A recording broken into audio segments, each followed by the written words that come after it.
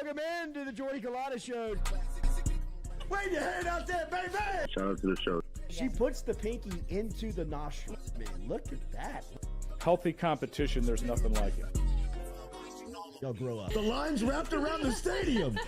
Different strengths. I just lost a tooth. It's going to be fun. You know, we might have a story. I love what you're doing. Ogeron wants to take us fishing this afternoon. Sharif, you play for the bad boys of the SEC, man. We don't apologize to anybody. A lot of people are saying you're going to be wearing number 7. I don't really know. I want to. See, look crazy, Bill. Good feet on the old man. Definitely come back.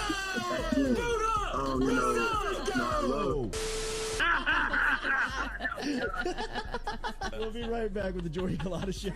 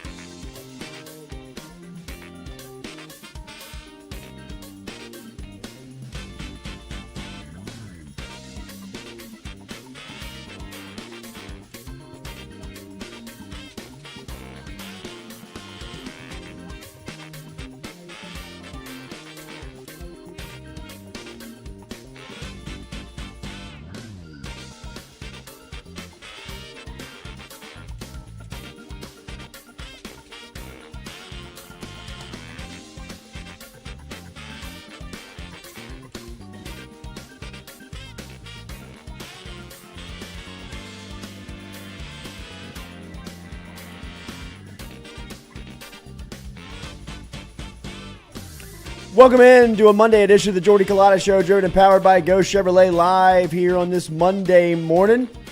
Appreciate you starting your week here with us. Shout out to the crew. Stewie is here this morning. Make sure and give us a like, share, comment. Katie will be through here as she's carpooling here on this Monday. Lots to get to before we get out of here at some point.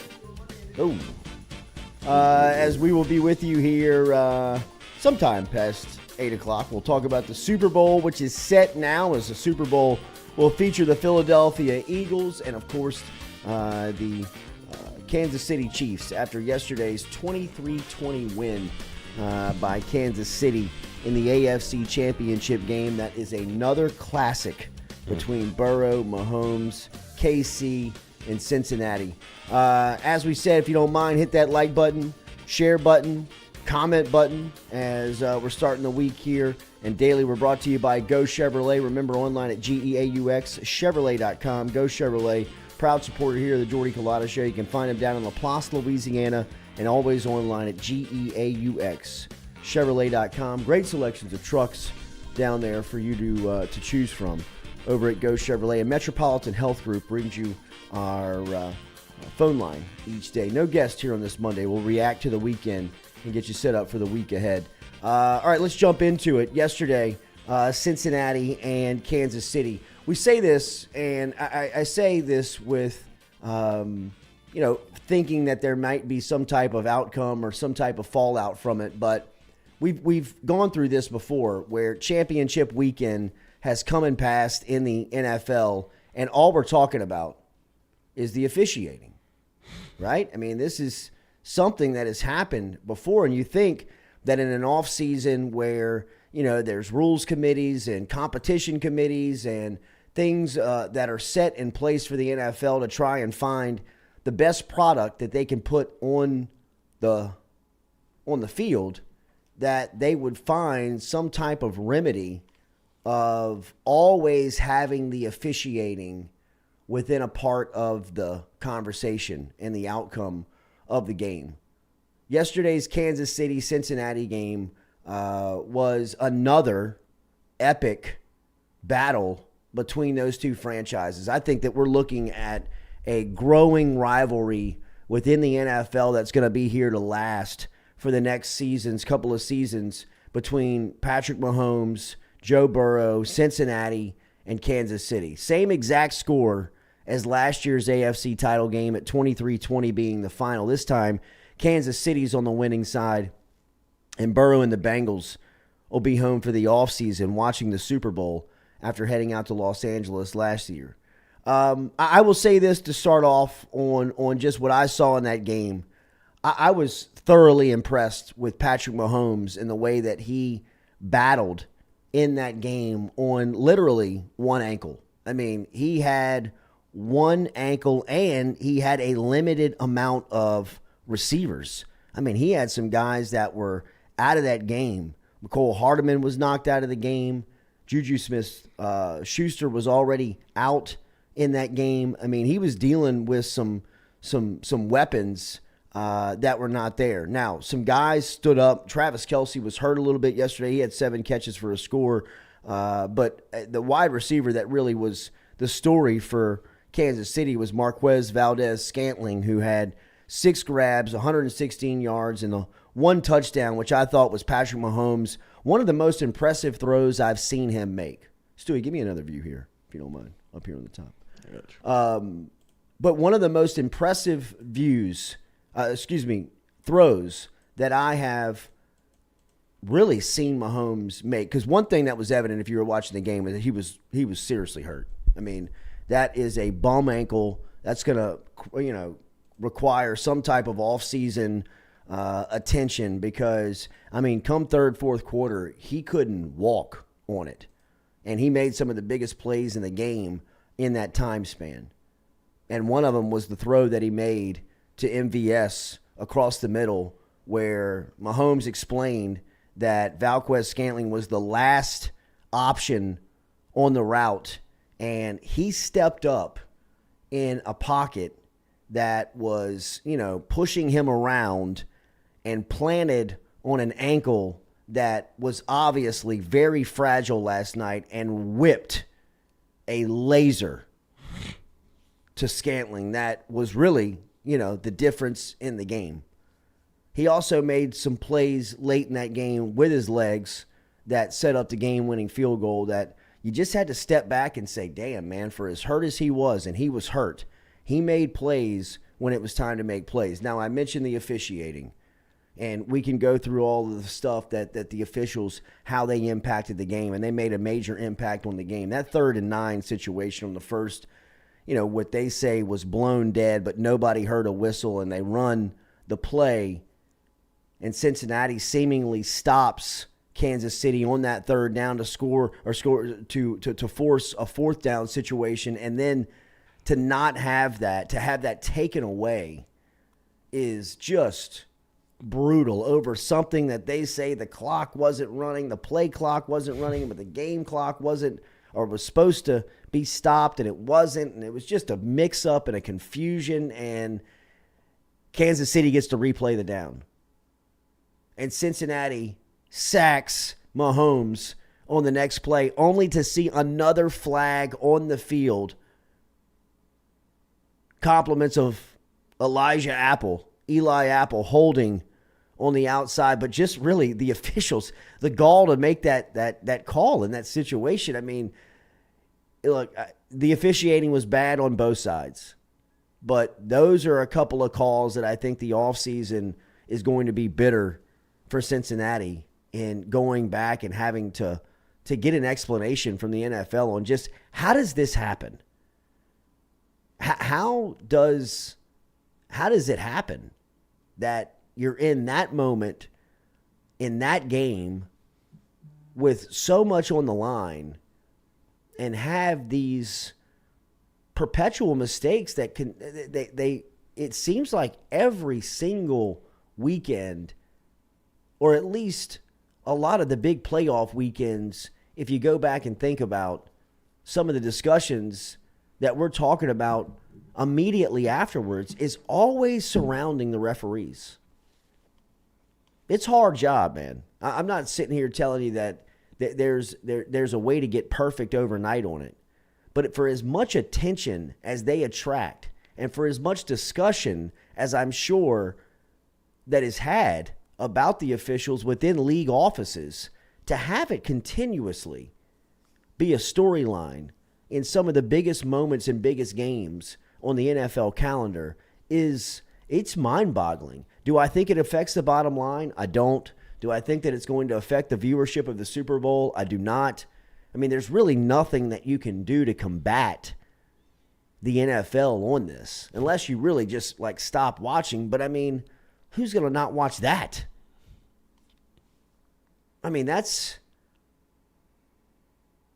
what we all want, right? I mean, Patrick Mahomes versus Joe Burrow, Super Bowl on the line, in KC, everybody making plays, defensive struggle, hard-hitting game. I mean, that had it all. It was loud in there. I mean, it was rocking. I mean, and for someone to be a sports fan and really take your eyes away from that because of how the game is governed and ruled, that's some sincere discipline that I salute you for. I can't do it. I wish I could. I mean, I swore I wasn't going to watch another NFL game after the Nolan no call when me and Little Jay were walking out of the NFC Championship game a couple of years back. I swore. I'm done. I'm done with the NFL. I'm never going back. I'm never watching another game. And I didn't watch that Super Bowl between L.A. and New England. But I was back on opening night the next year, and I hadn't been away since. And I hadn't really thought about leaving.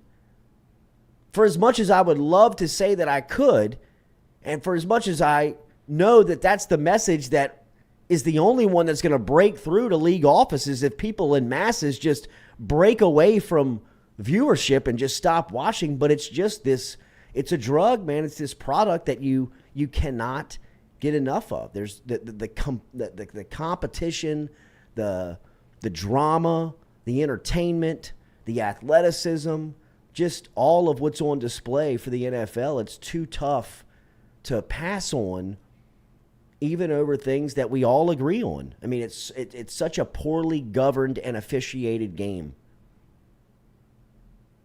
So it's tough to explain. I don't think that anybody, is going to give you an explanation within the league office other than they want to get it right, which, I mean, we all get, but there has to be a better way. There has to be a better way, whether it's making these guys full-time, whatever. I mean, we've heard all of the arguments, whether you want to go to computers, whether you want to go to cameras, whatever it is. I mean, to have the discussion so much around the officials the day after such an epic game between two of the league's superstars, two of the faces of the league, it's old. It's tired. I mean, like I said, I'm not going anywhere. I'll be there watching the Super Bowl here in a couple of weeks between Philly and Kansas City.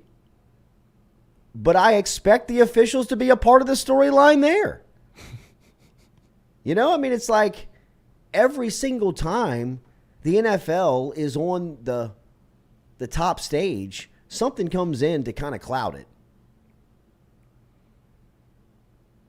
But it was a great football game, and on the other side, typical performance from Burrow, Chase, Cincinnati. Burrow was banged up at the end of that one, man. For as much as Mahomes was limping around for 4 quarters, Burrow made some really impressive plays with his legs. He had 4 carries yesterday, 30 yards, but he had some really big scrambles. He got punished late in that game. Chris Jones, the all-pro defensive tackle for Kansas City, wrestled him down to the ground one time. When he got up, it looked like his wrist was like dangling. And he just kind of squeezed it and kind of like was able to kind of move it and put it into his hand warmer kind of in front of him and get it right. But he, by the end of that game, was punished. He was sacked 5 times yesterday. He was sacked 3 times in the opening quarter. I mean, you knew early on it was going to be a long, long day for Burrow. But he stayed in there, battled, and had a chance at the end. Jamar had a huge catch at the end of the game. Had one taken away from him, but 6 grabs, 75 yards for Jamar yesterday. T. Higgins played an incredible game on the outside for Cincinnati. He had a big touchdown in the 3rd quarter. He also had 80 yards in receiving. But the offensive line, again, for Cincinnati is what's going to be the offseason story. And I know they spent a bunch of money on trying to protect Burrow in the offseason, but a lot of those guys weren't there yesterday. The group that they had there yesterday just couldn't block Kansas City for as much as they handled Buffalo last week. And that was really one of the storylines of how that makeshift offensive line stepped in against a really premier defense in Buffalo and was able to, really control them up front. They got shoved around yesterday, man. They got exposed, and Burrow was banged up, and he's got to be hurting this morning because he was punished yesterday. And like I said, you could see it early on the opening drive. He took a big hit from behind. I mean, it was all day yesterday for Cincinnati and that offensive line just not being able to protect Burrow. He also had 2 picks, which you rarely see from him. That second one was a really good play by that rookie defensive back who they were going at, throughout the night. So I'm just over Jalen here. Watson. I'm just over here watching all the blatant calls that they missed last night. It's painful, man. It's bad. It's painful. It really is. I mean, and like I said, I don't want to excuse how difficult of a game the NFL would be to regulate and call. I mean, we have the luxury of sitting in our living room watching slow speed, slowed down camera angles, all different types of angles of plays, and wonder how could these guys miss this? And, out there it's happening so fast in front of your face. I mean, we can't really even fathom how fast some of these things are happening in real time, and asking these guys to make the play, make the call, make the right call. But in today's world of having access to that type of technology and that type of, those types of angles where you can just see all of what's happening very clearly through the way that the game is produced and televised and, brought to streaming platforms or, however it's just delivered, that you have access to that. There's got to be a better way in calling the game. I mean, and I'm not even saying that just because it's championship weekend. I mean, for as big as this sport is and as big of a business as the NFL has become, nearly $18 billion they clear annually, that this part of the game continues to just plague them. It is, and I'm not saying that there wasn't some calls that were made that were rightfully flags thrown on. They get some right, but what happens in these scenarios is nobody's going to recognize the ones that you got right. Everybody's going to talk about the ones that you obviously missed. And there were some obvious misses yesterday in that game that you just are like, what in the hell is going on? I mean, for as a business this big on this stage at this part of your calendar, still screwing stuff up like this. But like I said, there's not going to be any repercussions. No. You're not going to hear anything from the league office other than a press release stating that they saw it. They saw mistakes and they'll get it better. They'll make it right. All right. It's just maddening. And, when a team that you support or a player like you support, like Burrow and Chase, are on the wrong side of it, it just sucks. Because Cincinnati was good enough to go to the Super Bowl. Cincinnati was good enough, even for as much as they were struggling on the offensive line, to win the Super Bowl.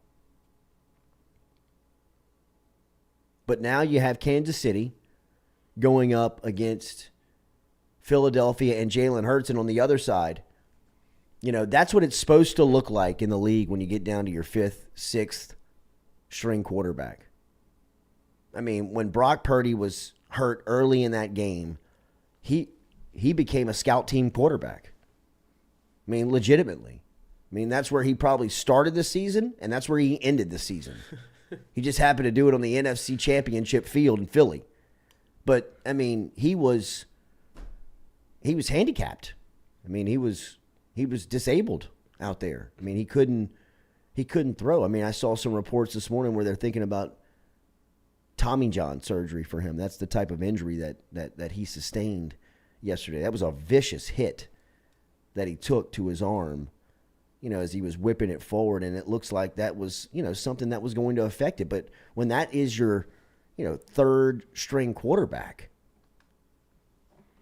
and you've got to dip into your fourth string guy at this point in the schedule, that's what the game is going to look like. I mean, it doesn't matter how good San Francisco was on defense throughout the year. It doesn't matter how good they were in certain spots throughout the season.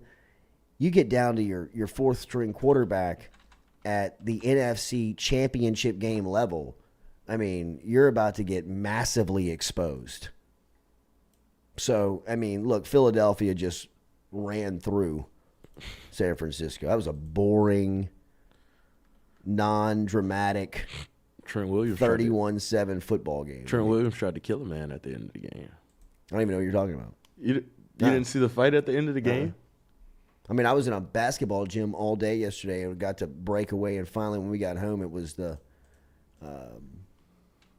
Burrow Bengals were in it, and we were able to watch that game. But, I mean, I was just kind of peeking back and forth at San Francisco, Philly, and by the time, I saw it, it had been over. Oh, Coach, it was over, but Trent Williams didn't feel that way. And this is the left tackle for the San Francisco 49ers. Yes. And he's going up against. This is in real time, or this is like in real time. Like during the game, or like nothing like after the game. Or no, anything, this happened during the game. So like once Philly was up, it was over. It wasn't really much San Francisco could do. They had McCaffrey at quarterback, but temper started flaring. Oh my God! And then Sue got into it with him and Ndamukong Suh. I would pay for that fight. Which I didn't even know Ndamukong Suh was still in the league. Yeah. Philly's a good team, man. Yes. I mean, their offensive line is so good, and they're so tough to defend because they keep you so off balance. Oh man! And does Lane Johnson, is that a false start?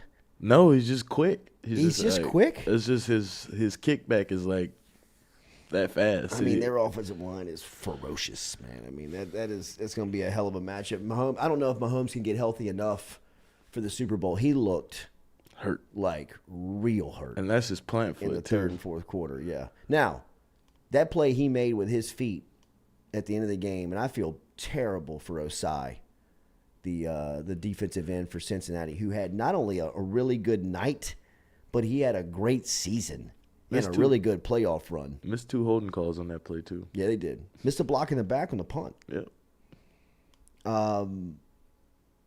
But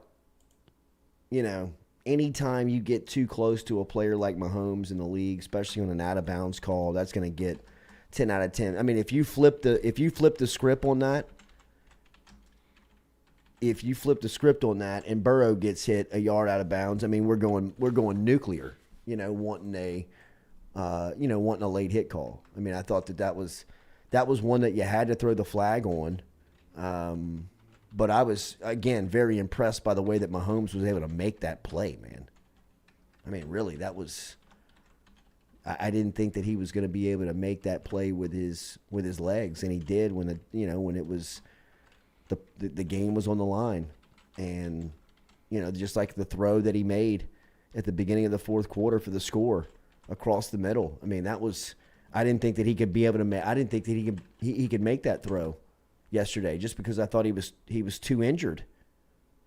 But he stepped up and planted on that that injured ankle and was able to just go Patrick Mahomes for a play, and that's all they really needed to go up 23-20.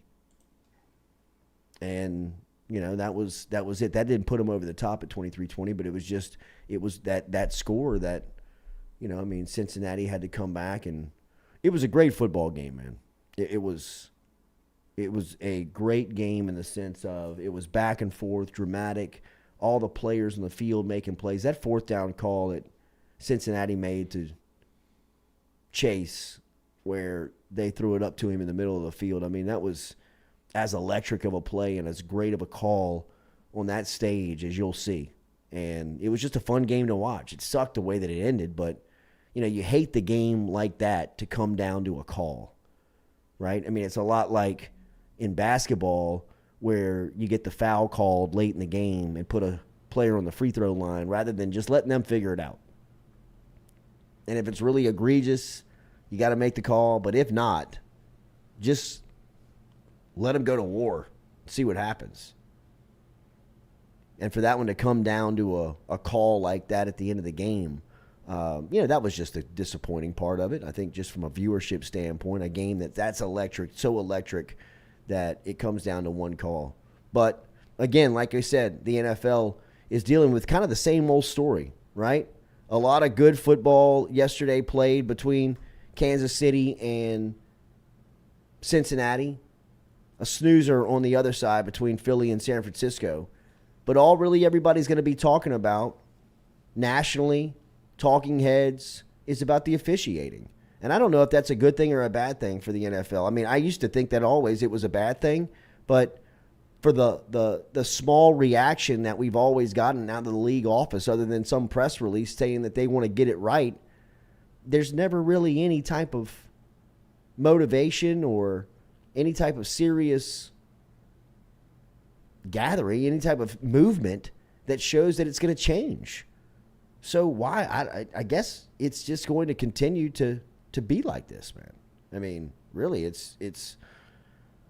I expect them to be a storyline in the Super Bowl. I really do. I mean, I think that they are stories on the biggest stages. If it's the same guy, he's going to be on TV.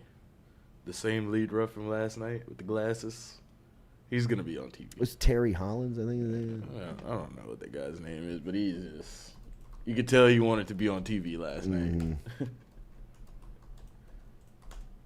I mean, NFL rigged is trending on Twitter. Yeah. I mean, it was all but, like Twitter's probably not the safest space to go get your reviews from. But, I mean, you go out there and it's Ron Torbert. Yep. Ron Torbert will serve. Yesterday was his 13th. Excuse me. This is his 13th season. He's refereed. He has officiated 7 playoff games since 2015, including the 2022 Super Bowl between LA and Cincinnati.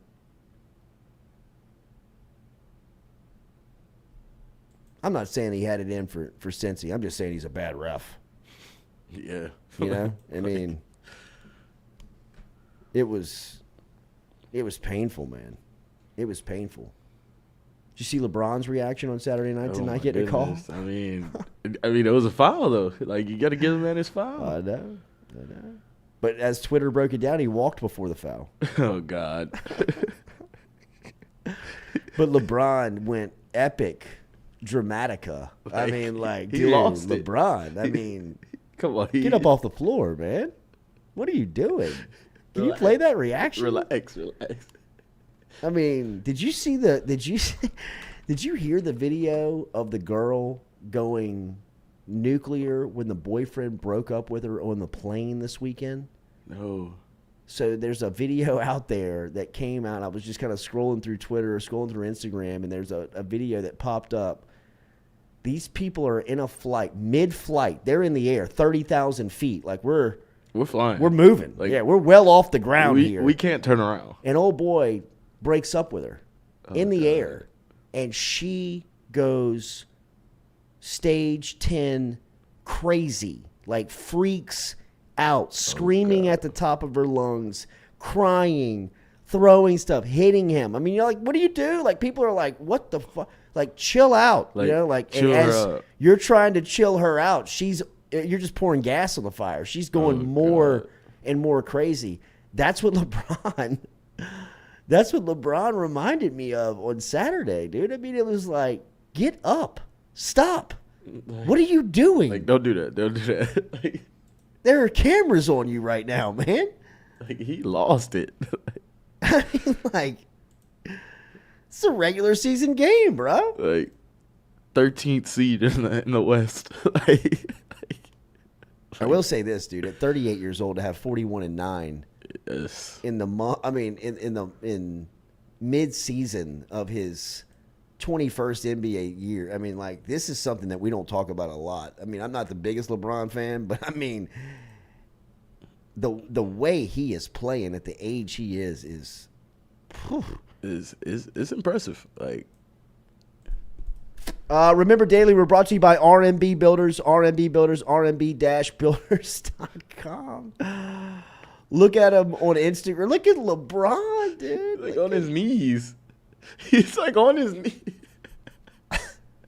Look, even his teammates are like, bro, what are you doing? Bro, get up. Get up, dude. Get Brownie's here. Get Get up. up, dude. Your kids are here.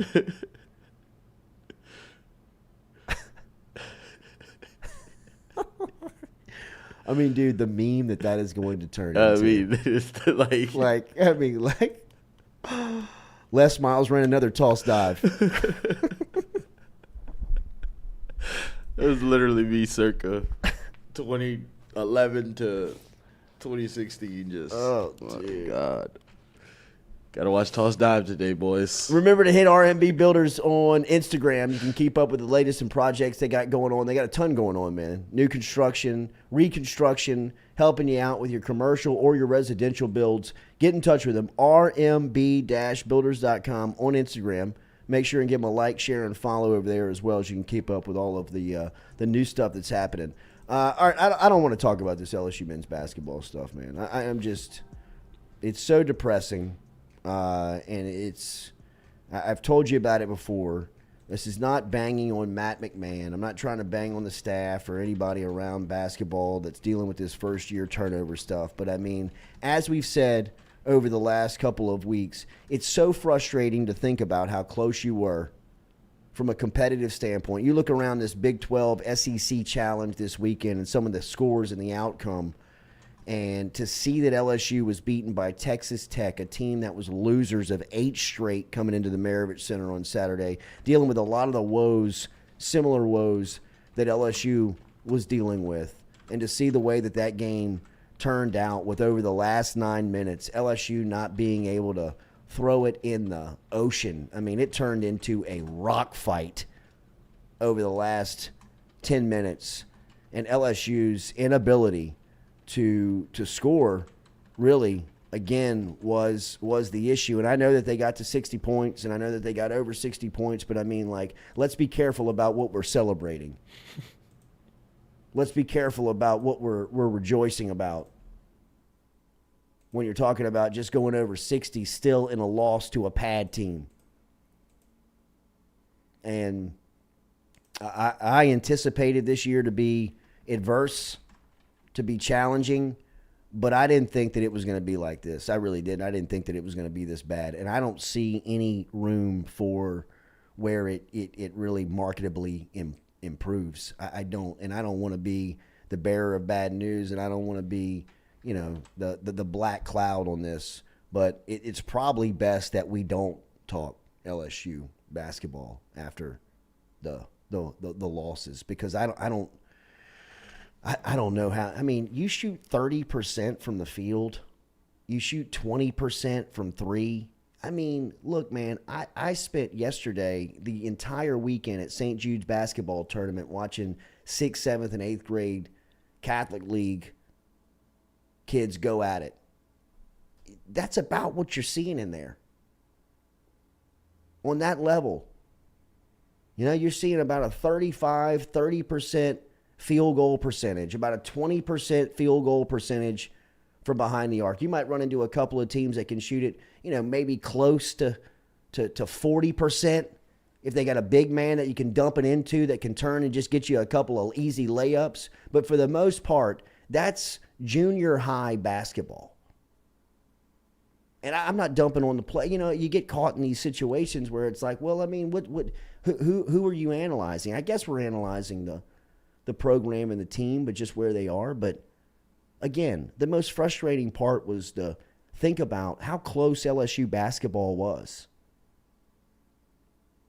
And, at some point, the NCAA is going to have to rule. And at some point, Will Wade is going to have to get his day in front of whoever's going to ultimately make this decision. And if this thing shakes out where LSU basketball is not penalized, which I will go on the record right now and say I believe LSU basketball will not serve any penalty from the last 5 years of what they've been dealing with. Think about that.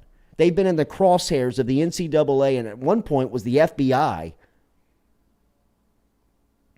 And when it all shakes out, I am telling you, I believe wholeheartedly they're not going to get messed with at all. They're not going to lose a scholarship. Think about it.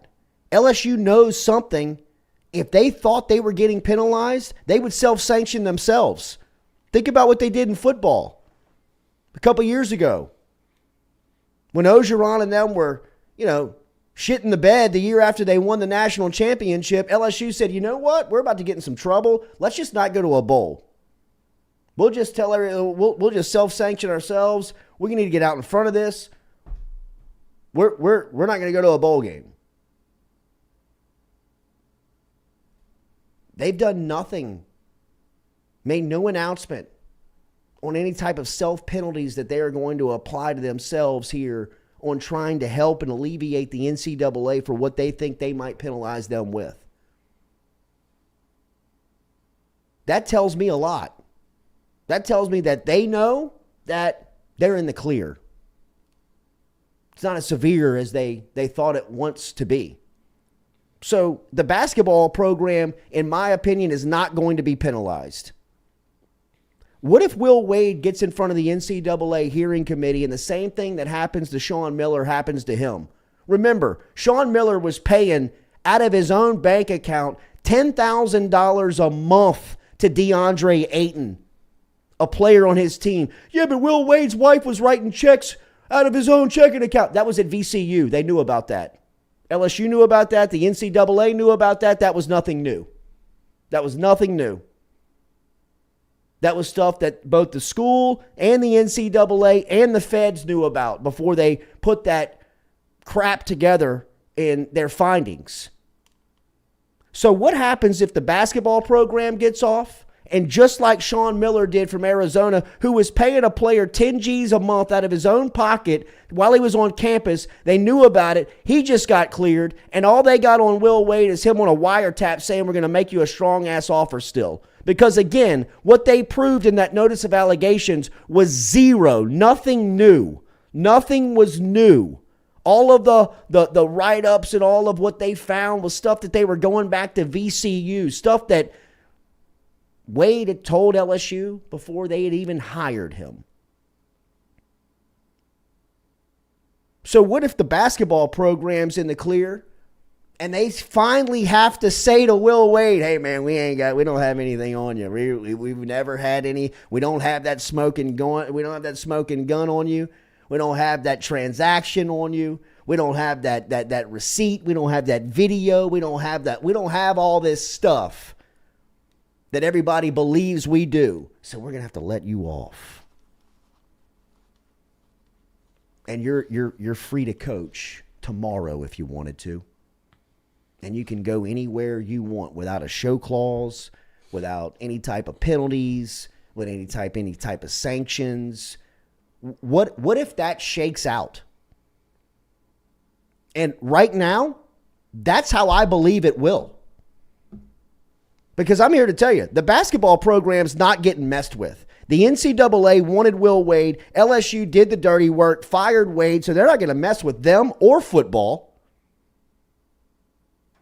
And if it comes down to it, whenever the day happens, when Wade gets his hearing, and they have to sit across from the table and say, we really don't have all of this evidence to show you. Okay, so then what the hell are we doing here?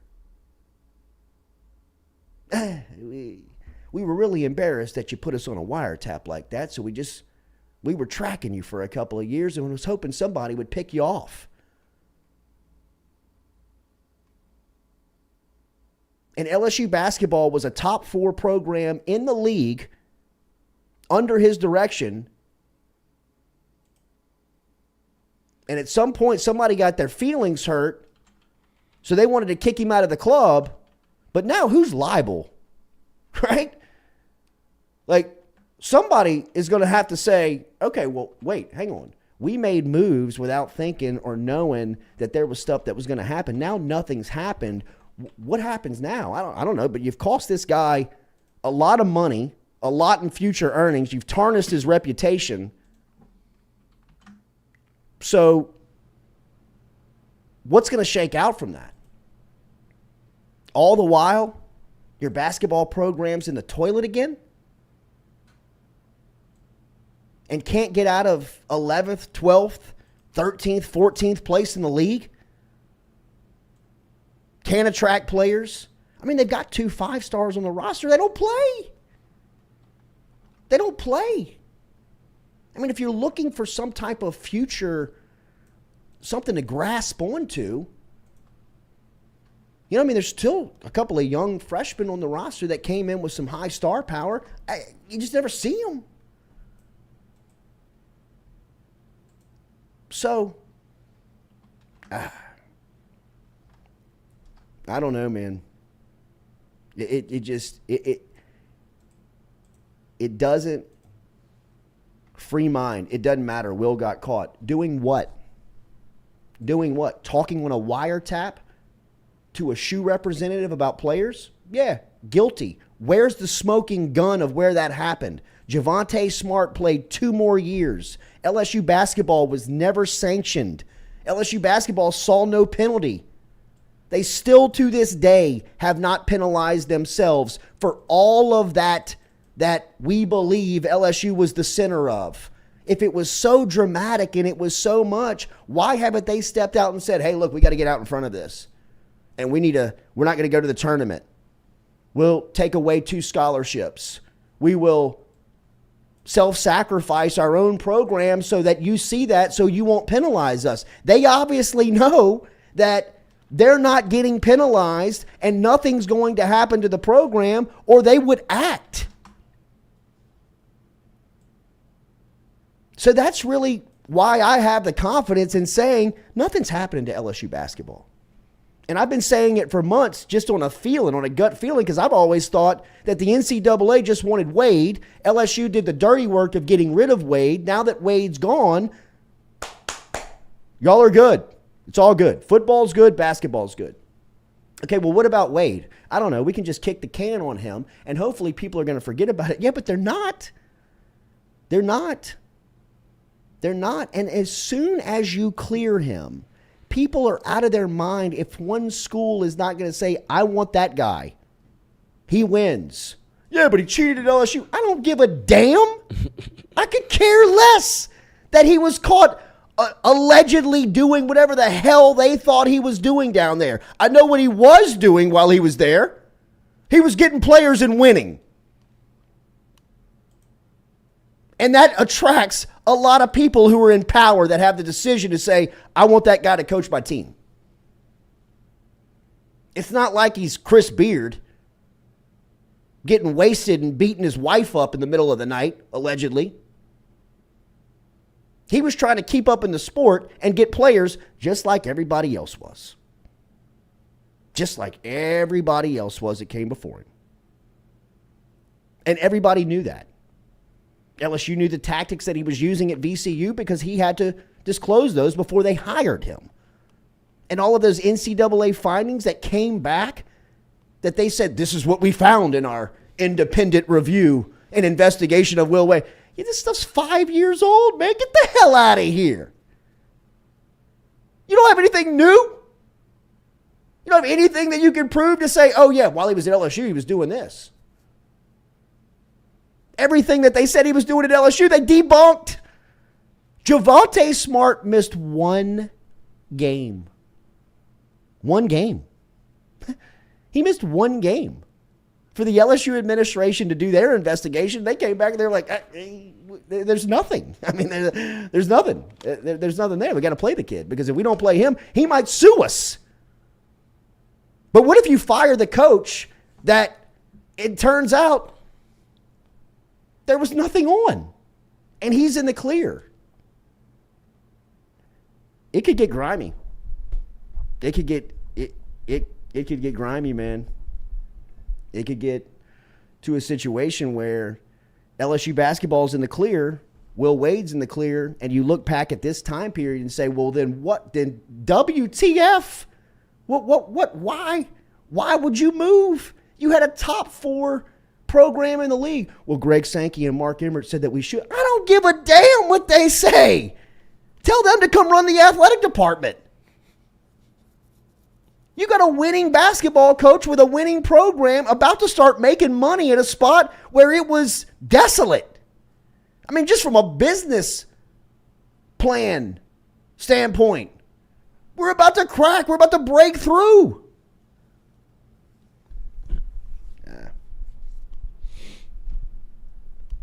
Don't let him get cleared. Like, no show clause, no issues. Go do 2 years on some offbeat school, get him in the tournament, beat some blue blood that he's not supposed to beat. Next thing you know, he's at fucking Kentucky. Or he's at A&M. Or he's at wherever. And he's scheduling LSU if he's not in the conference.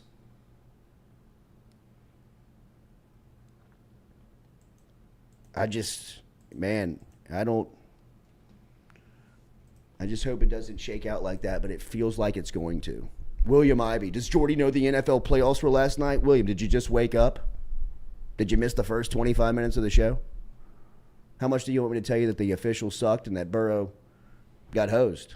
I mean, Philly steamrolled San Francisco. Cincy and KC were in an epic battle that everybody's talking about the officials. Go check out the first 25 minutes. Tell me what you think. Hit that like button, share button, comment button. Remember, daily, we're brought to you by Barker Brothers Plumbing and Works. Barker Brothers Plumbing and Works is a proud supporter here of the Jordy Culotta Show. They got a couple of trucks on the East Baton Rouge side of the river each day. They're located over in West Baton Rouge, over in Iberville Parish in Plaquemine. Our friend Jude Barker and the crew. If you mention the Jordy Culotta Show, you can save 15% on their services. 225-776-2431. 225-776-2431. Mention the Jordy Culotta Show and save 15%. You're not going to meet a bigger Scott Woodward fan than me. You're not going to meet anybody that knows that Scott Woodward's the only guy for the job in what's happening at LSU's athletic building right now. It all goes back to one desk, one mind, one decision maker. He has built an incredible team around him, just like he has done in every stop that he's been.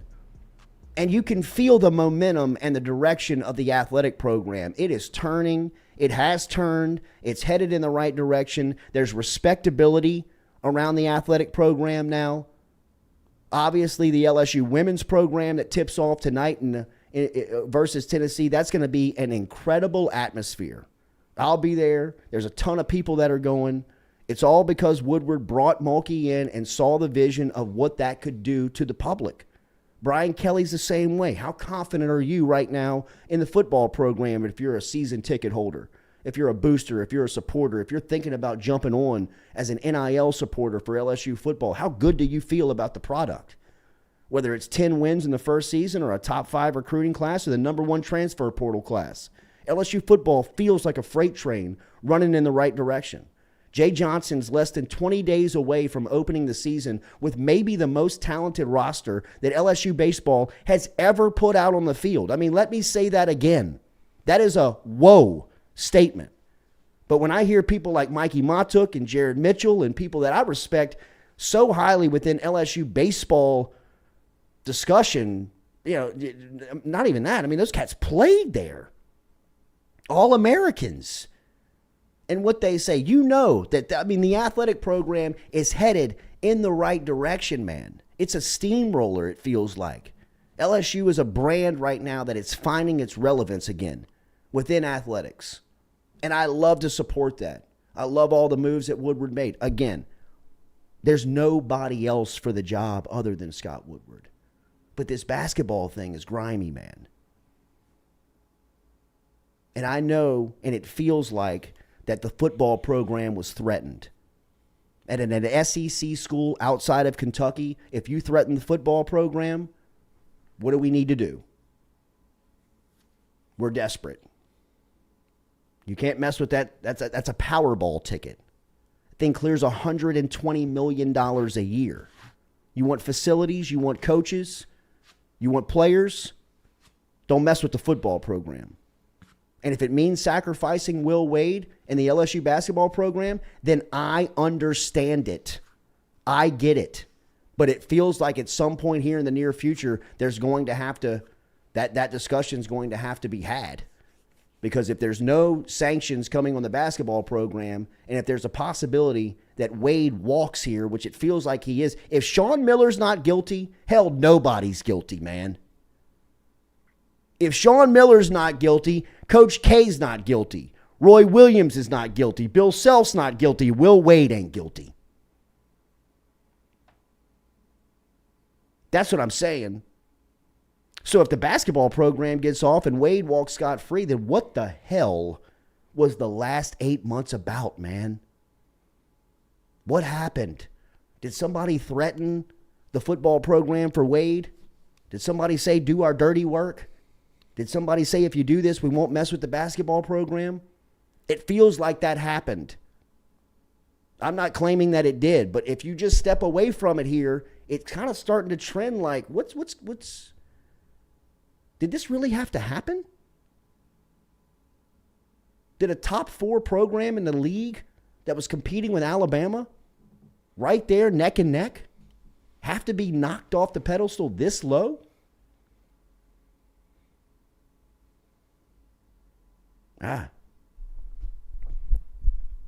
Silent Steeps, a Jordy in a perfect world, Wade is cleared, does a 2-year stint at LSU, then moves on to head coaching job, but we all know that that isn't a perfect world. I don't know how he can come back here. LSU forever. Wade is not coming back whether he speaks facts or not. I'm not saying that he's coming back to LSU. I'm saying he's going to go terrorize LSU. Seth Mayu, who wins it first, Jordy, Mulkey or Johnson? It's a good question. I got my money on Mulkey. Jason Brumfield, we were still complaining about men's basketball last year, even with Wade at the helm. We get it. We like him. But outside of year one, we weren't winning much. Competitive, but winning. Jason, do you not like going to the tournament? You went to the tournament 4 straight years. Or losing single-digit games. It's a NIT. The first year, they went to the NCAA in 3 successive years. Elite 8. They go in the COVID year if COVID doesn't happen. Well, who do you think you are, Jason? I mean, like, you're a tournament program consistently. This is LSU. I mean, what do you want? You're bringing in 5 and 4 stars every year. Look at the pros. Look at the NBA. Guys from LSU all over the place. No disrespect to the current roster, but that ain't happening now.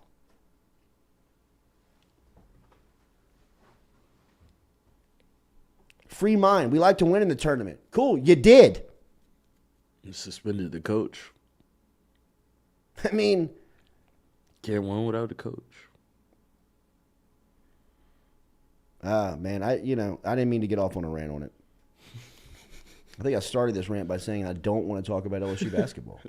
And you talked about LSU basketball. Fucking 25 minutes later.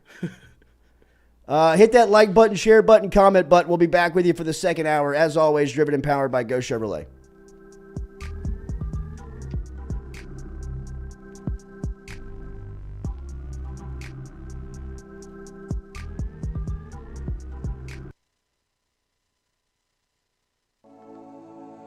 Looking to book a dumpster but no idea how? We've made it quick and easy for you. Check out our website at moralesrolloffs.com. Let Morales Rolloffs know your desired delivery date, and finally, provide your contact details. To make payment, look out for an email invoice with all your booking details. On delivery day, our driver will notify you through text and email that your dumpster is ready and on the way. Now you know how easy and convenient it is. Call Morales Rolloffs at 225-427-0000 for your dumpster. Hey Baton Rouge, when traveling through Natchez, Mississippi, whether you need to fill up your vehicle or your belly, stop by Go-Mart and On The Go Deli. Go-Mart has clean restrooms, community coffee, an awesome beer cave, and a great selection of anything you might need on your trip. So stop by Go-Mart at 4 Sergeant Prentice Drive as you're entering Natchez on the left, and visit Tom and Wright Granning and their awesome team at Go-Mart. Don't let the name fool you. Men's Total Health has offerings for the ladies, too. Guys, is your wife or partner suffering from urinary incontinence, low sexual desire, or pain during sex? Then the O shot might be for her. Don't let it scare you. It's totally natural. It's PRP. And Mike Roach and the crew at Men's Total Health will make you as comfortable as you can be. Contact me for more information, Katie at JordyCulottaShow.com, and I'm happy to tell you everything that Men's Total Health has to offer for the ladies.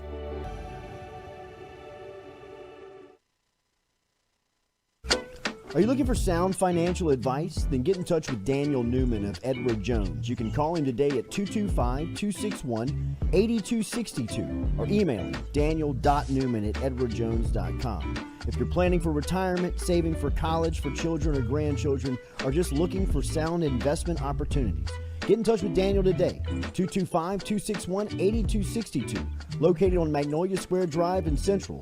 Daniel Newman of Edward Jones.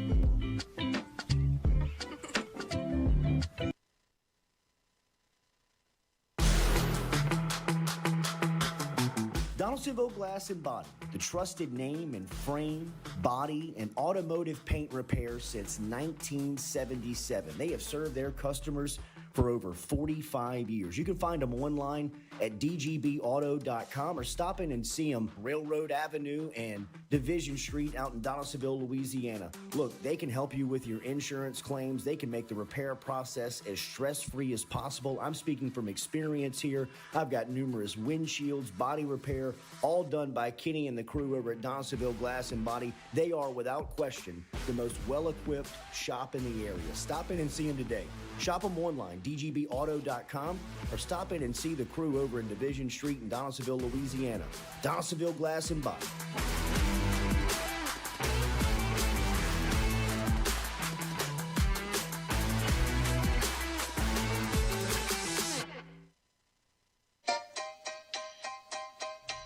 Hey fellas, it's Jordy Culotta for my friends over at Men's Total Health.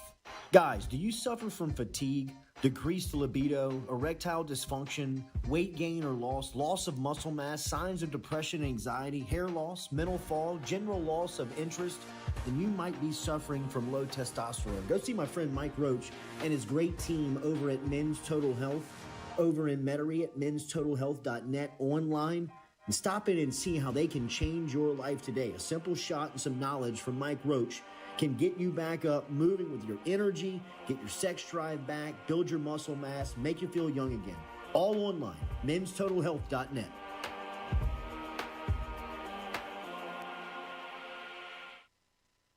Red Stick Sports, a local staple in Baton Rouge to all sports fans, was founded back in 1981 and has remained a family business for over 40 years. Today, they still have the great selection on the floor, but they're also a leader in custom apparel for businesses, sports teams, and other groups. Take it from us, everybody over here at FM Digital Media. They help us out with all of our apparel. Let them help you out today. Go ask for Cody over at Red Stick Sports. Check him out online at redsticksports.biz.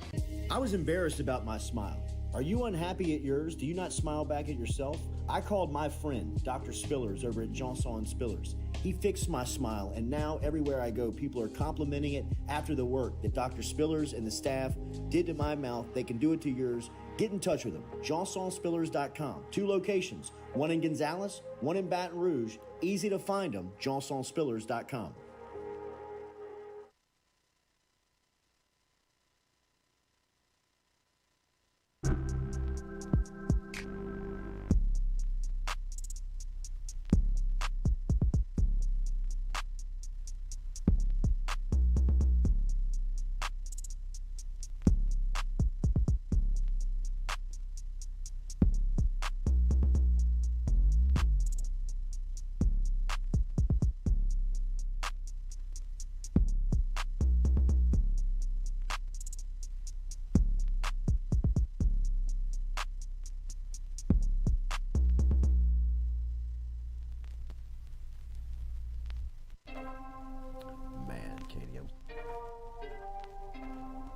Back here to the Jordy Culotta Show, driven and powered by Go Chevrolet. Hour 2, as always, brought to you by Go Chevrolet. Remember, tremendous selection of trucks down from our friends in La Place, Louisiana. You can search them all online at GEAUXChevrolet.com. As always, we're brought to you by Katie's Restaurant here on the Jordy Culotta Show. Katie's Restaurant located down in New Orleans, Louisiana in Mid-City on Iberville Street. katie'sinmidcity.com. If you're in the city, you want to get a taste of the city, a feel for the city, go check out Katie's Restaurant, our favorite. Scott Craig and the crew, proud supporters here of the Jordy Culotta Show. Also, Francesca's also over there in Mid-City, a sister restaurant and a little deli over there is awesome. Speaking of Katie's, Katie is here. People think that's my restaurant. I know. Don't tell them it's not. I wish it was. How we doing? Good weekend? Yeah, good weekend. How about yesterday? Day full of football. Wet. Well, we were in the gym the whole day. Oh, really? Yeah, Was so it was. leaky in I there? thought it was going to be. I actually kind of thought it was going to be called off. Oh, really? Because yeah, it was bad the tournament was at St. Jude, which is kind of like on the corner of Highland and Gardere. Yeah. In that area of like Blue Bonnet, Yeah, that where it was floods down all in there. kind of like swampy. Yeah. Literally, it's a swamp. It is literally a swamp. And we got there. We played the first game of the day, and ended up playing like one of the last games of the day.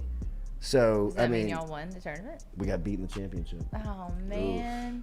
Who beat y'all? St. George, bro. Oh man. St. George They're is back the and thorn forth. in your side, We're huh? 3-3 now. St. George, and Jeez. we've played 6 times, and Game 7's coming up at the end of February. Who's up on that team? I know anybody on that team? Like Doug Thompson's kid, Cam really? Thompson's a big Okay. kid. Tyler Foreman's on that team. Cooper Okay. Hess is a stud on that team. Christian Fusel is a player on that team. I doubt you know anybody, but it's a lot of like a couple of these kids. Oh really? Oh cute. Yeah. And then like Jordan and his little Our Lady of Mercy group, Yeah.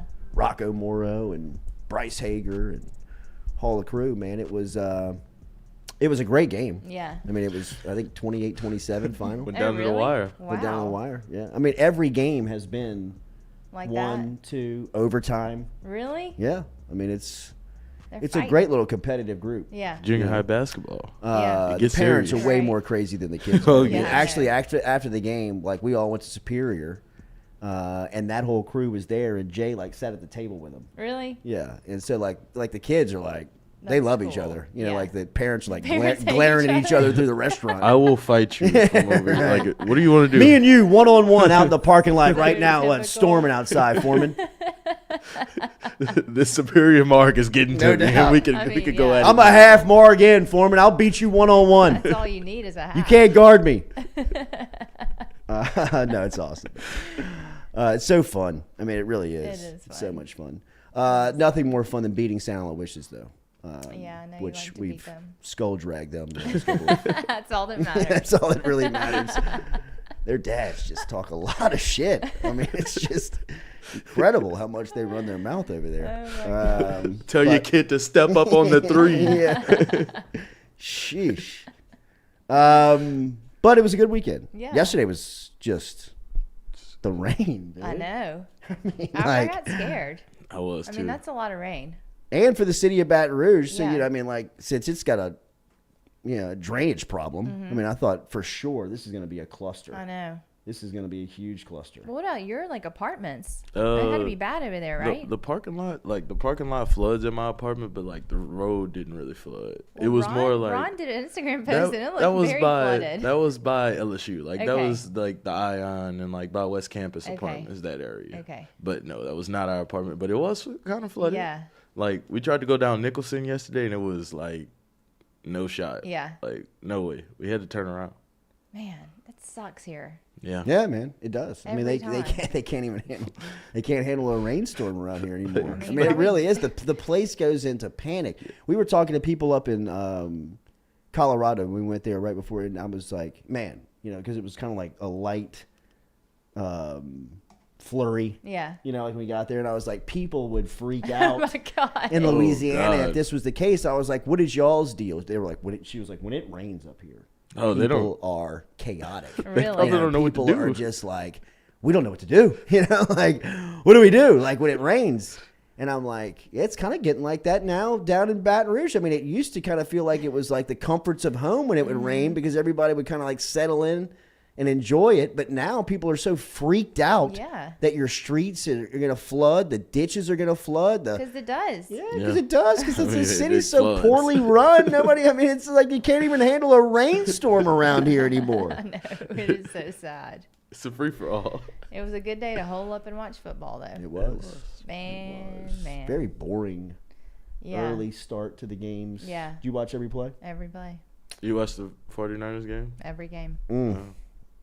You're sad about that. Who, me? Yeah. I mean, I wouldn't You say wanted the 49ers to win? I was pulling for the Eagles just because of Fletcher Cox. Yeah, I watched the whole game, but, like, it was, I mean, from the jump, you could tell. Like, Brock Purdy's a 7th-round pick.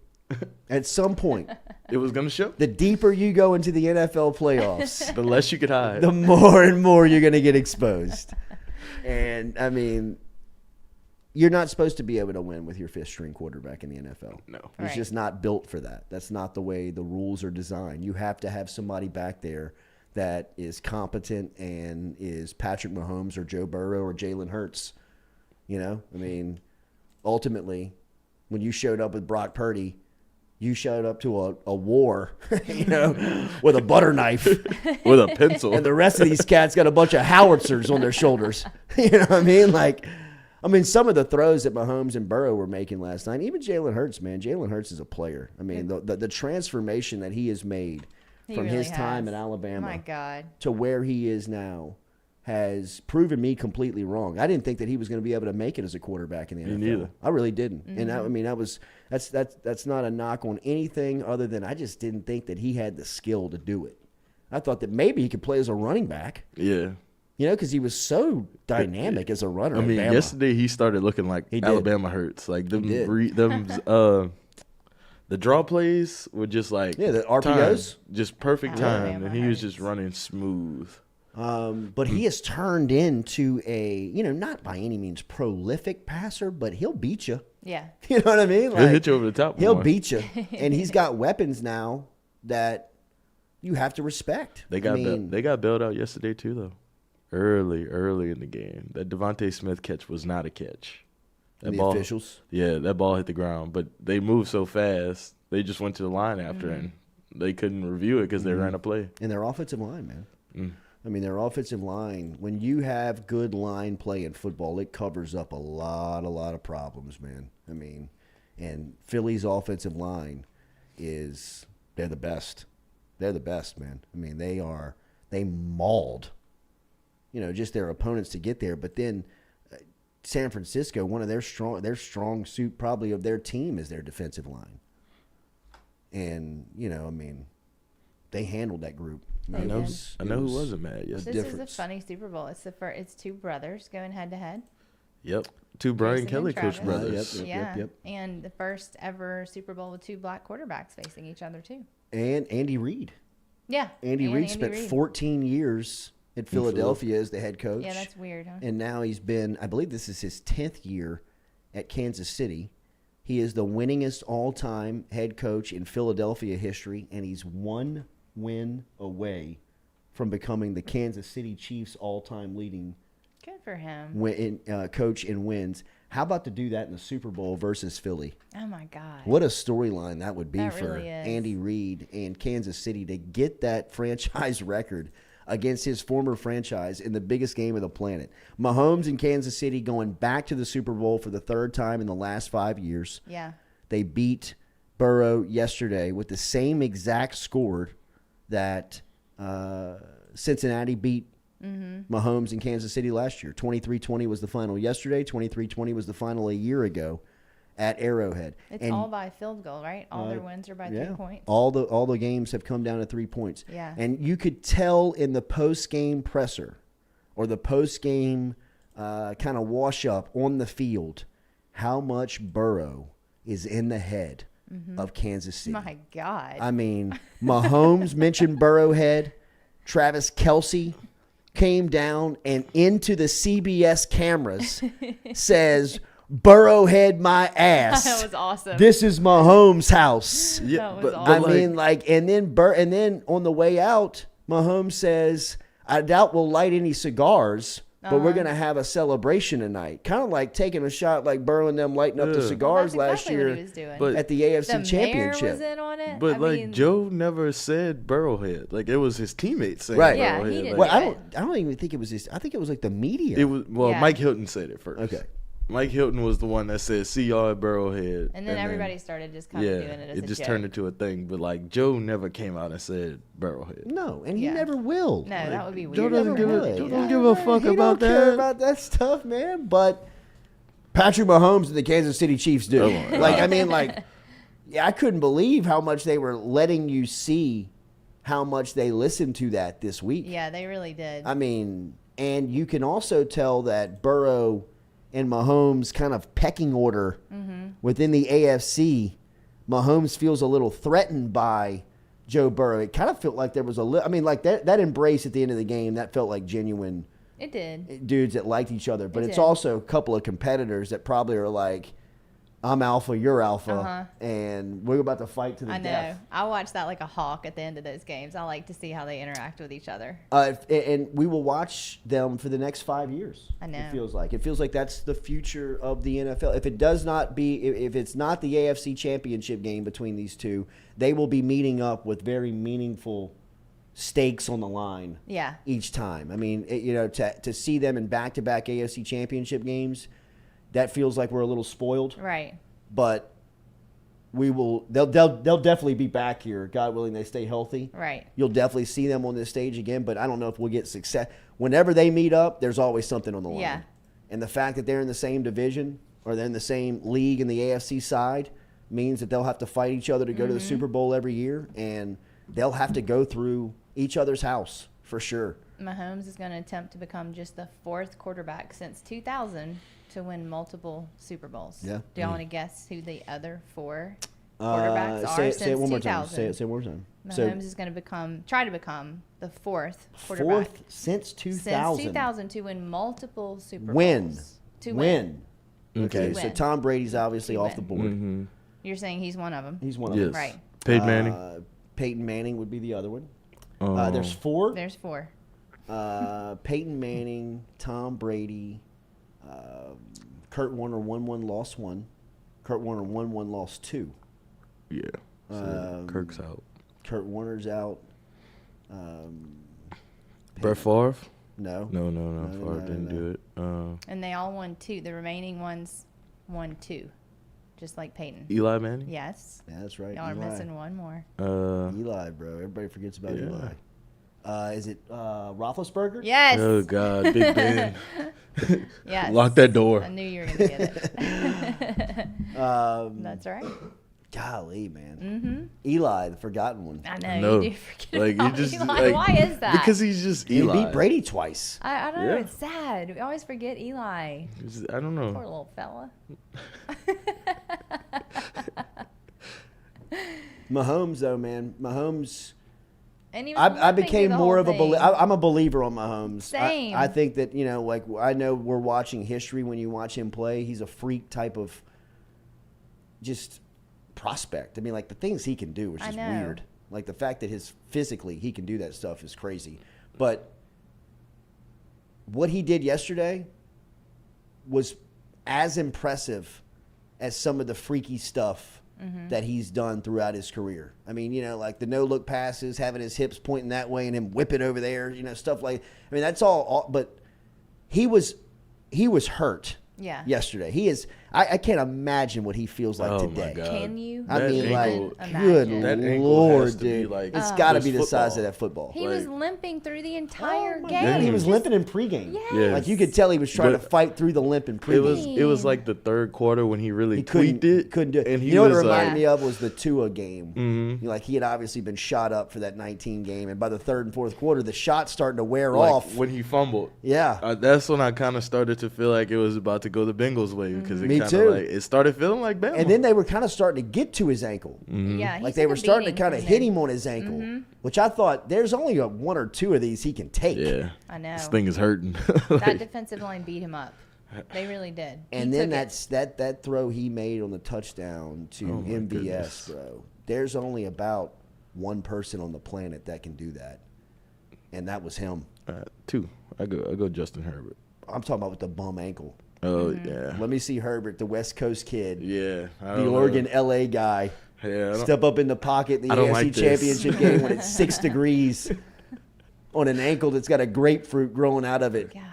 And he has only 2 weeks And to whips recover. it. Well, he's gonna be fine. Yeah. They'll Think so? they'll probably You think give 2 him weeks like is enough? he might get tightrope surgery. Yeah, he might be able In to. 2 weeks. I mean, he's not going to be 100%, but Can't I don't be. know anybody that would be in this game. Oh. By the time you get to week 24, what is it? Yeah. It's week 22 in the Yeah. NFL here. They've played 22 they've been football playing games. football for 8 months now. I know. Like, Nobody's healthy. I mean, fuck, the coaches are unhealthy. that's why McVay was. That's why true. McVay was on so much Adderall last year for the Super Bowl. Had to stay up. Tired as hell around here. But he's definitely going to be. Yeah. Yeah. He's definitely going to be. Shoot me up. I'll be all right. Give me Yeah. that NFL concoction. Mm-hmm. I mean, and you can see it in him. He's not coming out the game. Right. These are the stories that he's going to tell. That was his Jordan flu game. Yeah. Like, yeah, y'all remember when I beat Burrow with a bum ankle? Exactly. Exactly. He needed that. Like, he's going to really be telling did. his He needed kid, that. yeah, son, beat Burrow with a bum ankle in 2023. Yeah. It's just easy. They got to be better, right? The Bengals. Phew. They got to Yeah. be leaving this one better. Yes. I mean, you could see it in Zach Taylor's when he was trying to get an explanation on that 3rd Oh and my 9, God. and they were running the next play, He looked like he was about to explode. and he should have. He should have. Like, I mean, like in that moment have. with that on the line, and you make that call without any explanation, and we're just going to the next play. I mean, he's like, hang on, hold up. He's like, wait, threw the what are we down. He was doing? like- What is going on? Like, somebody's got to give me an explanation here. I mean, like, And no one we're called. replaying the down, Again? and then they sack him, and Eli Apple, Oh, my God. I hate Eli. that prick, I'm done with him. is wrestling the wide receiver on the outside. I mean, it wasn't even like you could, like, dude, don't blow the whistle on that. It was like, Eli, bro, I mean, you mugged the guy out there, dude. I mean, the it's worst in call of plain the day sight. I thought that the flag went down on was the Chris Hilton PI. The Hilton PI. Oh, yeah. Where he That was guarding the out route. I mean, like, how do you play defensive back in the NFL? If that is a penalty, what are you supposed to do? Just stay off of him until he what catches is it. he supposed to do? I mean, supposed to let him catch it and then tackle him? To me, that was textbook coverage. Yeah. I mean, he was on his back, no contact, played the ball, swiped it. I mean, they said he pulled his hip. Like, come on, man. Like, where Come are on. we? I mean, like, right now, right here, you're going to make that call with this on the line? But then right before that, they didn't make the call for Jamar. Man pulled him down. What a catch. he Oh, made. my goodness. In double G. That was that was just like- unreal, dude. That really was. That was Like, unreal.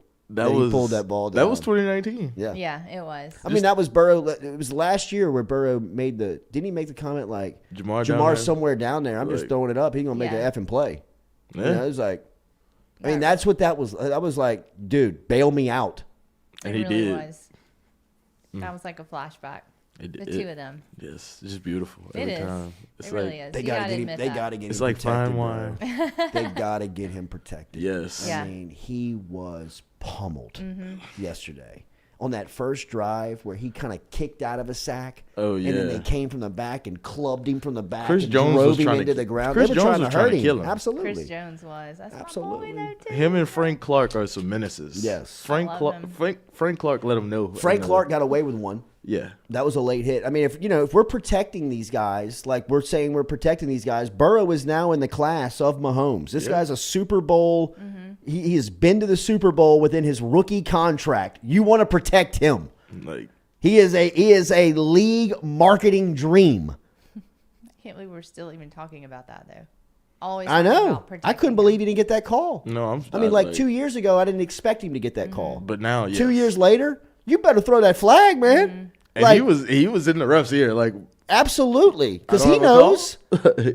Like, bro, you're gonna get in trouble for this. Like- You know what I mean? Like, Roger's here right they're now. gonna have your ass on this tomorrow. He was, and like, he got banged up on that last drive. When Jones shoved him into the ground. Yeah. When he got up, his wrist, it looked like it was, and he kind of was shaking it, and he was putting it into his hand warmer, and he was blowing on it, and he was kind of shaking it out, and I'm sure he was fine in the moment, but again, like you could tell, he never shows you anything. No, like he weakness, never is no going to give emotion. you any even like the good plays he doesn't even, like that scramble he made on the third down. It reminded me so much of the Alabama game. But remember when he got up against Bama and he gave like the He first didn't even down, do that. like yesterday he was like back at it. You know, like I'm not emotionally into this thing where I'm going to get caught in the moment. And for him to get up where he was like, you could see he was like, damn, bro, this hurts. Yeah, I'm hurt. Yeah. They were giving it to him. But they need to protect him, bro. And I'm not talking about just the referees. They've got to make a more concerted effort to protecting him. I know that they spent a ton of money and they brought in 3 new faces last year, but you've now got to spend for depth on this guy, because if the division that Cincinnati is in is so defensively good. I mean, when you think about, remember La'el Collins, the first couple of weeks he was with Cincinnati, when he going up against like T.J. Watt, Miles Garrett, the defensive end for Baltimore. They have a couple. I mean, they got dudes that just kind of running at you. Campbell, like they got them you know, all. I mean, it's a brutal division. It is.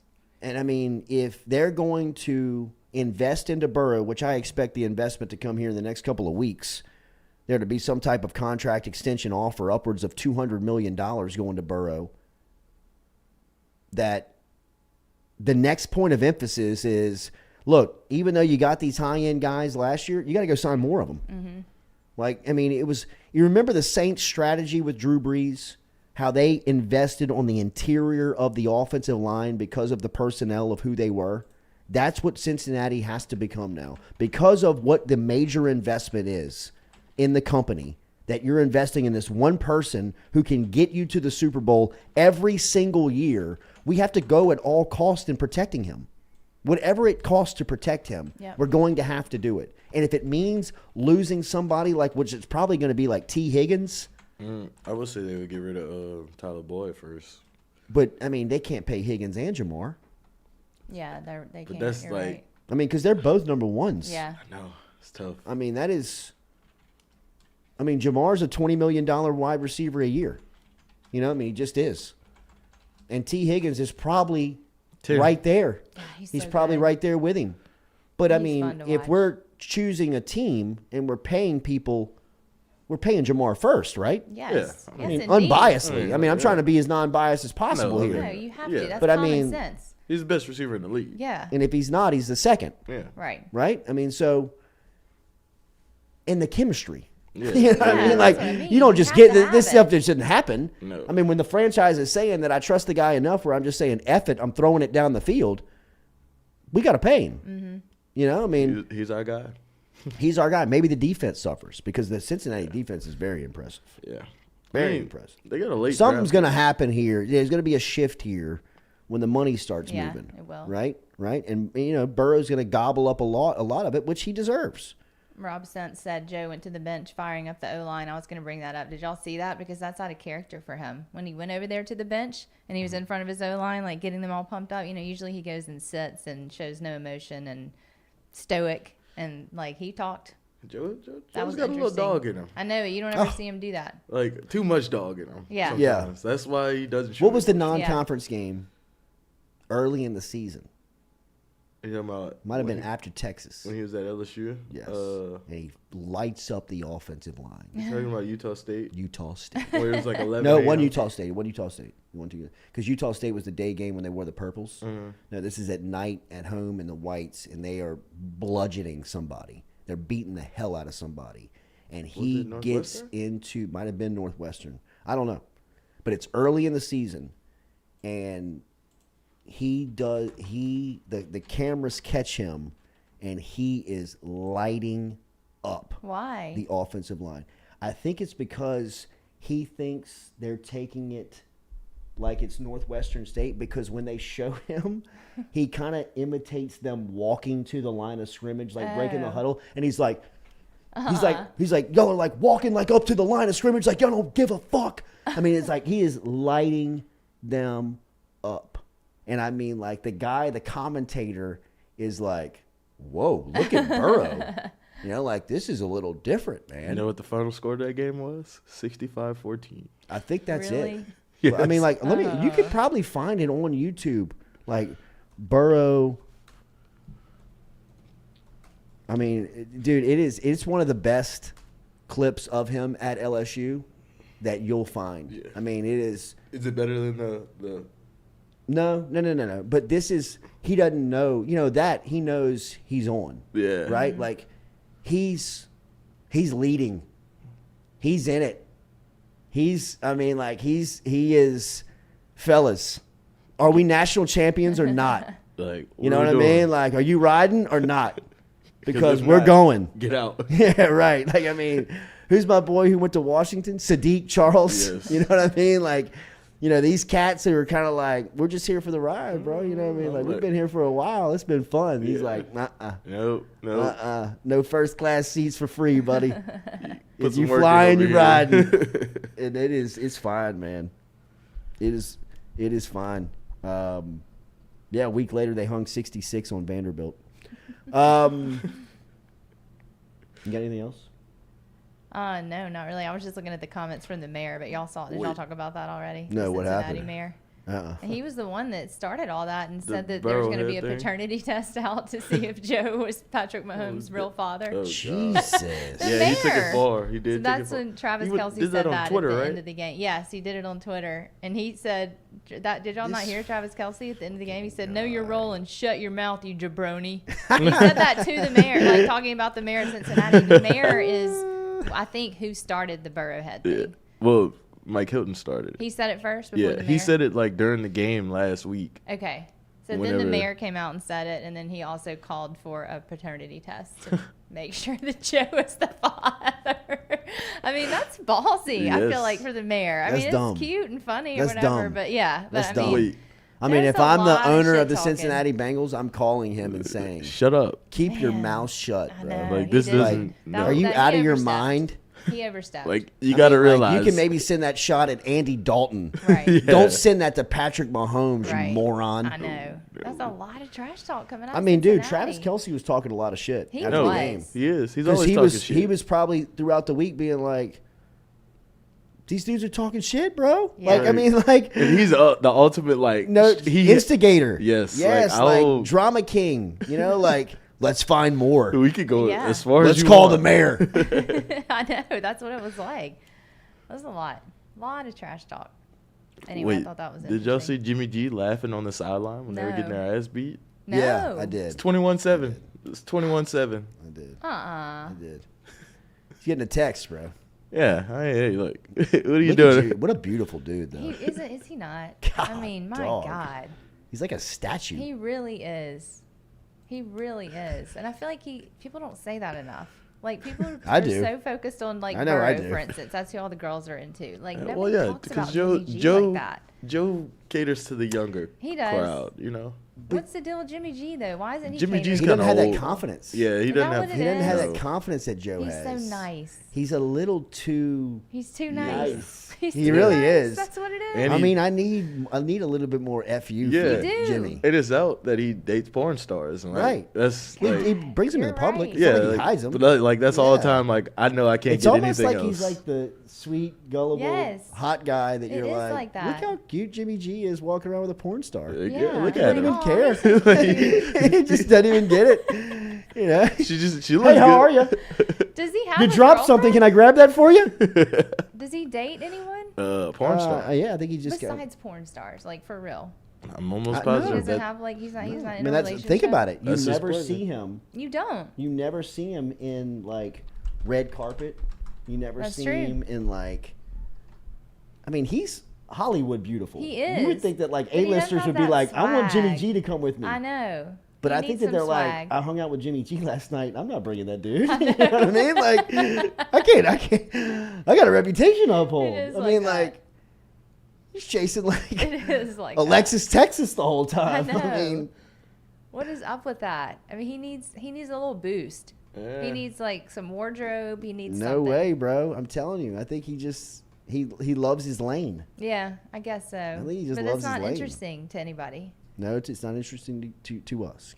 No, it's not at all. You know, I mean, I think that it's interesting to somebody. I guess. Porn stars. Niquilis Dilwad, I'm the Jimmy G of Baton Rouge minus the porn stars.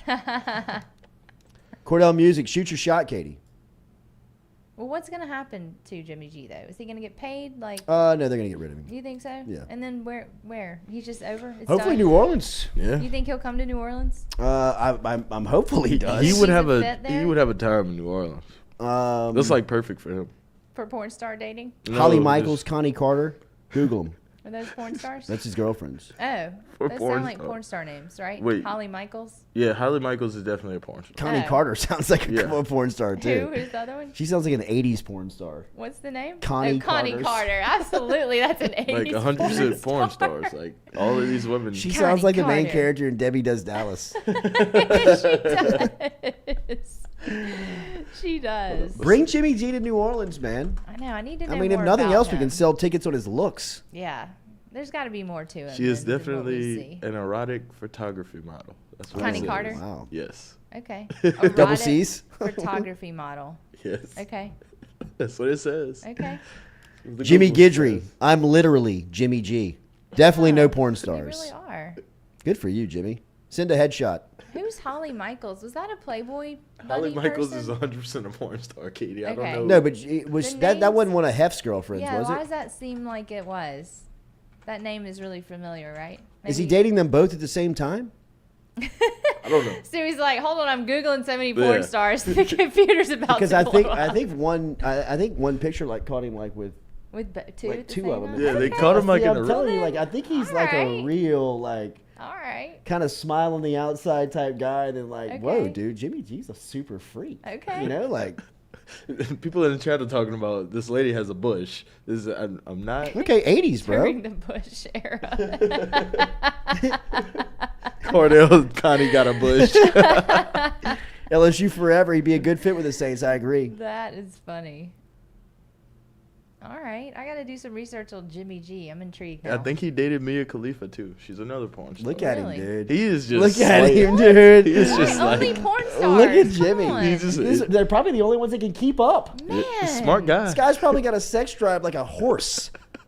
Oh, we I gotta mean, he's find probably out like more secretariat out there. Come over. You. Do we know in. anybody that knows him? Like, do we know any player that would have had a Um, relationship, played with him? I'm sure. Right? We gotta know sure. somebody. There's an LSU player in sure. San Francisco. I mean, no, he was in New England forever. Oh yeah. I mean, I'm sure there were some LSU guys that, you know, I mean, like Tom Brady was like, get this guy out of here. Yes. He's too beautiful. Man, yeah, he Oh, is. You know, like He's Bra- prettier yeah, than but, Tom. But Brady was like, I'm the hot quarterback. yeah, Right. like You Giselle's know what gonna I mean? fuck him, And then it's they gonna get put bad. Jimmy G in like late in the game one time, and they were like, whoa, He's kind of good. Jimmy G can play. So he can't rise And like up until Belichick Tom's behind the gone. scenes was kind of like, hey Oh. man, we don't need to pay Tom Brady all this money. We can keep Jimmy G. And Tom buddied up with Robert Kraft. That's where Kraft and Tom became like, it was kind of like Kraft and Brady versus Belichick. Yeah. Was And Tom Brady went to jealous? absolute. Brady went to Kraft and was like, Robbie, ship this guy out of here, man. Get him out. Get him out. My supermodel wife thinks he's a dime. How old is he? How old's Jimmy G? It's like 32. I'm guessing that Jimmy G is just cracked 30. So he's just now 30? Hold on. 31. Okay. So he's See? less than 10 years younger than Tom. Jeez. All right. Yeah. Tom's definitely jealous. No doubt he is. We got to find out, though, more about Jimmy G. Would Roe know anything?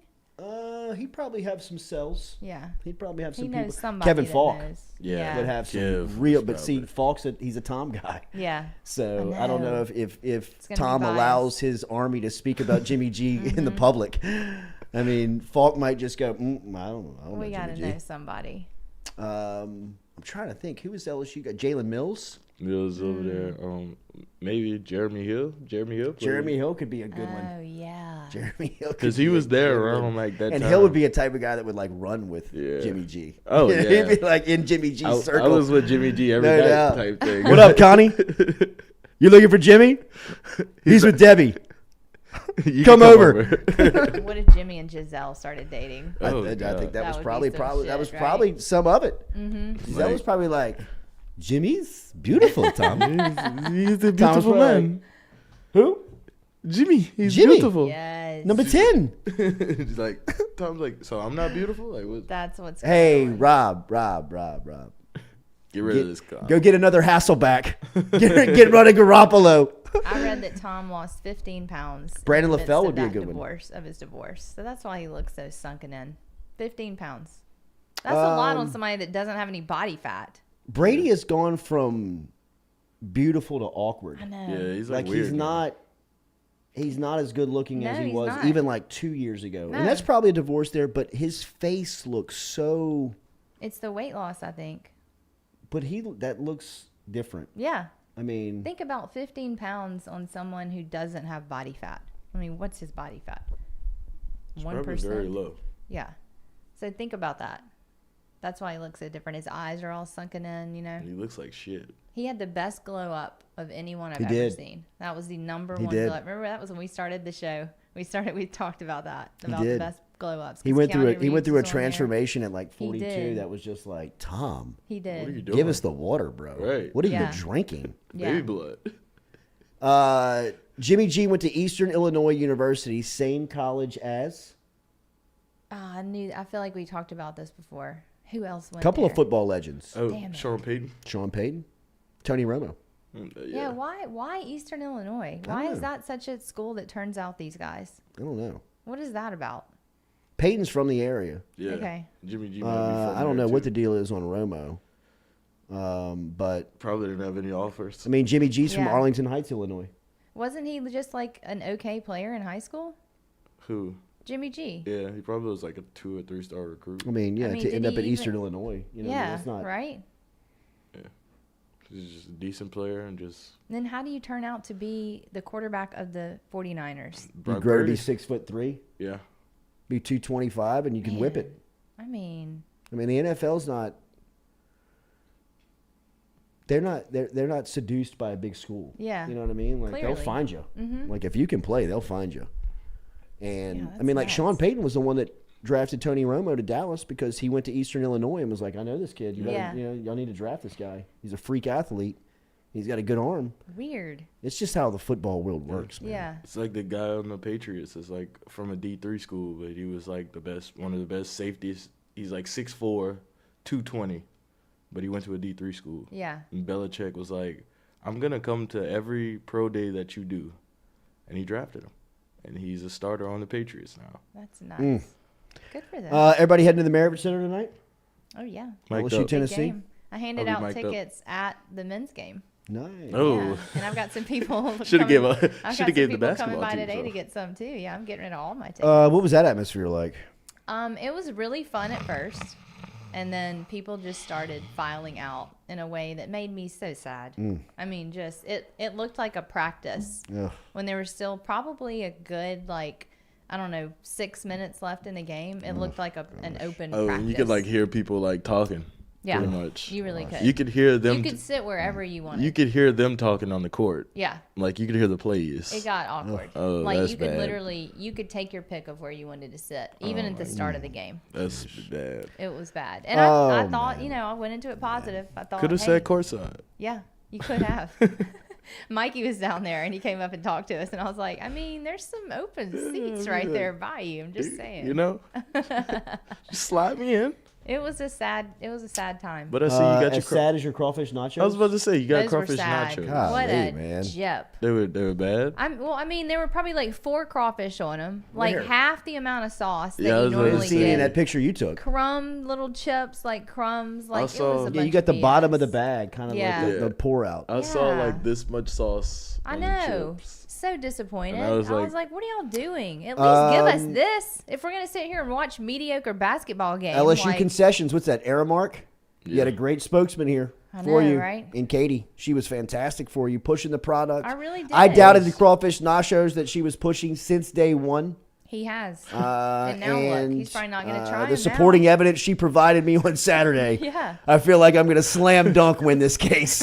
I mean, yeah. I mean, she tweeted out crawfish nachos, and I'm like, well, Where's where are the crawfish? Like I was looking too. Yeah, I mean, I was like, I was in my phone, like I tried to zoom. I'm like, it was a different experience this time. They didn't even Damn. ask, "Do you want peppers?" Like, I don't know what they were doing. I that's guess the just worst. saving money. no bigger knock on a food industry product than consistency. I know. Yep. If you're It inconsistent, sucks. you're no good. The only good thing is they have that IPA beer setup out there where you can get lots of Okay, different she's beers. not off of you yet. I'm Yo, not, I'm not yo. totally She's not. off You're of not it. dead yet, Era No, Mark. I mean, I drank a Purple Haze. They have Canebrake. Ooh. Like, they have all the good beer. And that was the Crawfish highlight. nachos and M&Ms is a bad combo. Oh, I love it. Yeah. I Really? love the Golly, beer. that sounds like the a Costa nachos, Rican and combination. Yeah, then the that's like M&Ms. Y'all put that with this? Okay. sounds like. All right. I mean, that's Yeah, just like all right. stadium type All right. food, right? I mean, you're gonna eat gross food. I mean, Yeah. I mean, I just didn't know if you were going chip, Oh hell no! M&Ms. No. like, You eat the nachos shoveling first. the M&Ms in as a, like a wash it down, Nachos first and then M&Ms. funneling your IPA on top of it. I moved and sat down there by our Cody Edwards, our Red Stick guy, and he had on his Jordy Culotta purple and gold Nice. hoodie. I should have worn mine too. Thank you, he was Cody. representing. Watch your back wearing that arena.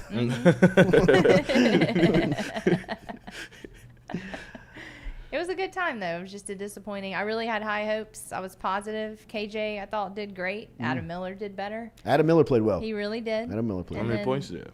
You He had know, 20. They just couldn't do it. Yeah, 20. Starting to get a little more comfortable, probably. Yeah, for sure. That's probably what it is. Just couldn't pull it off though.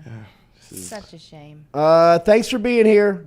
Thanks for starting your week here with us. Make sure to hit that like button, share button, comment button. We'll be back with you tomorrow morning at 7 a.m. Remember, the Will Wade podcast comes out every Monday over here, a part of FM Digital Media. Coach Wade talking about building culture last week. The national media picked up on some of the sound that Coach Wade was talking about. We'll talk to him about the Big 12 SEC Challenge. We'll also continue our conversation on building a program and what it takes, as Coach Wade will be with us here today for the Will Wade podcast. It'll be published. You can check that out all over the platforms, social media, Will Wade podcast on YouTube. You can search it all over there. Nick Diaz, out of my league, coming up 3 o'clock this afternoon. And then Mic'd Up, Mikey Matuk. Looking forward to that with baseball season right here on the horizon. Mic'd Up, picking back up here on Monday, Wednesday, Friday, 6 p.m. Make sure and check them out over here at FM Digital Media. For everybody here on the team, have a great Monday. We'll be back with you tomorrow. Hit that like button, share button, comment button. As always, driven and powered by Go Chevrolet.